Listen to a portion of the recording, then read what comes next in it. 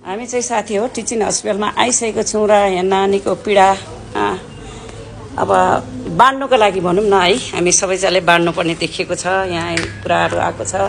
के भएको रे बहिनी? हजुर आमा हो? हजुर आमा हो? मास्क खोल्नु न। के भएको नानीलाई? अलि यता आउँदा। तपाईँ चाहिँ यता आउनु न। नानी त्यहीँ ठिक हुन्छ। तपाईँ चाहिँ यता आउनु न। तपाईँ मम्मी हो? के भएको रे नानीलाई? भन्नु आउँदैन? भाइ नमस्ते। के भएको रे नानीलाई? नानीलाई एपेन्डिक्स भएको भन्ने अब रिपोर्ट अनुसार चाहिँ ताप्लेजुङ जिल्ला हस्पिटलमा चाहिँ त्यस्तो रिपोर्ट आएको छ। हजुर। अब यहाँ डाक्टरले के भने त?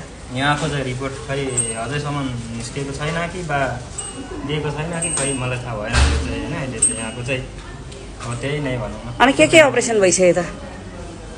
खै अब एपेन्डिक्सकै भित्र फुटेर बाहिर निस्केको भन्ने कुरा नि छ है यो पछाडिको चाहिँ।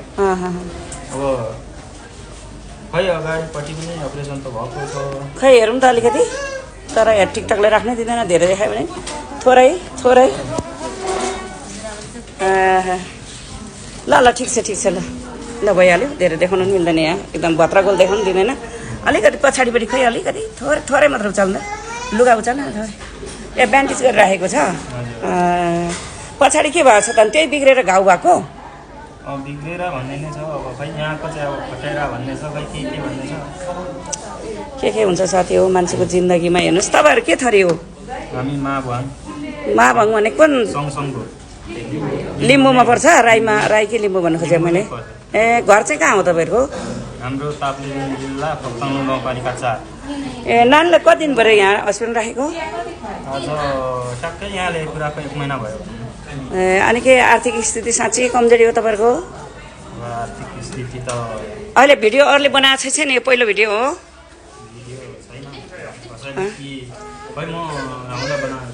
भने मतलब कोही पत्रकारहरू आएर कसैले भन्नुभयो तपाईँहरूले? भनेको छैन?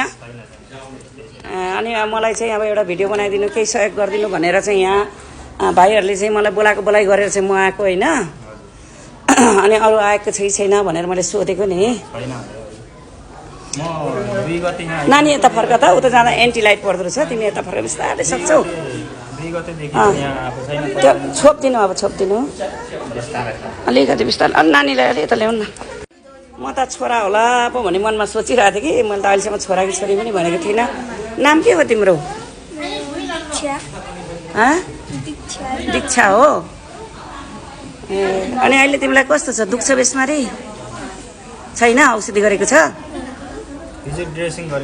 त्यो हेपाटाइटिस के भन्ने मलाई भन्नु नि आउँदैन। त्यो हुँदा त्यो आन्द्राको समस्या होइन खासै त?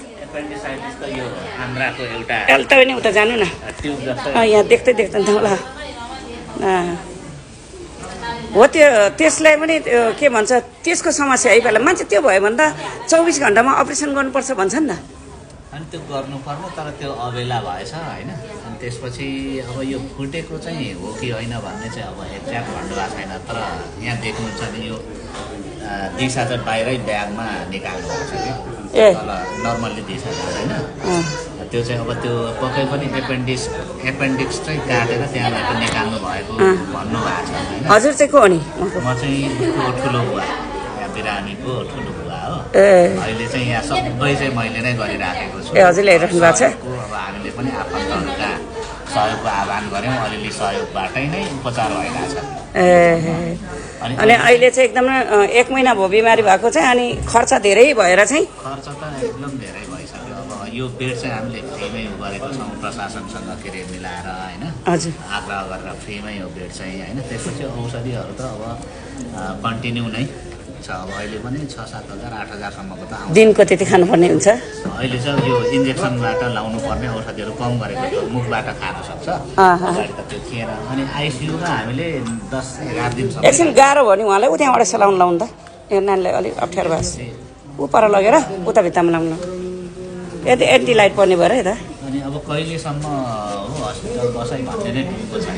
अब अझै 2वटा सर्जरी गर्नुपर्ने उहाँहरूको सल्लाह छ। अहिले कतिवटा सर्जरी भइसक्यो तपाईँको? अहिले मेजर सर्जरी एउटा 14 गते हामीले गऱ्यौँ।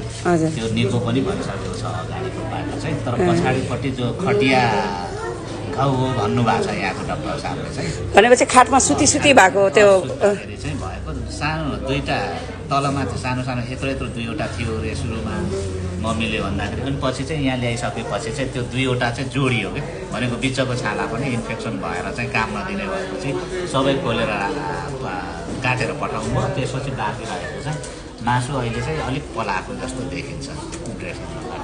त्यसमा पनि ग्राफ्टिङ गरेर अब छाला टाँच्नु पर्ने छ, त्योसँग त दुईवटा सर्जरी अझै गर्नुपर्ने उहाँहरूको कुरा छ। त्यसले गर्दाखेरि उपचारमा त अझै गाह्रै छ यो खर्चको कुरा गर्ने होइन। यसो मन भएका साथीभाइहरूले चाहिँ गर्नुभयो भने राम्रो। कसरी सम्झिनु भयो त मलाई?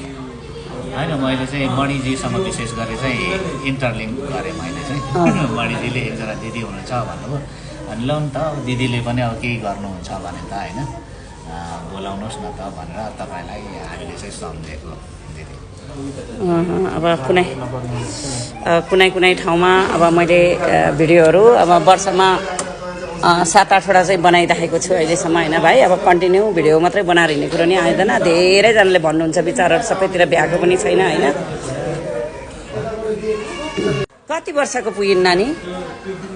अहिले 12 होइन त कि कति 12 वर्षमा लाग्छ बिचारा।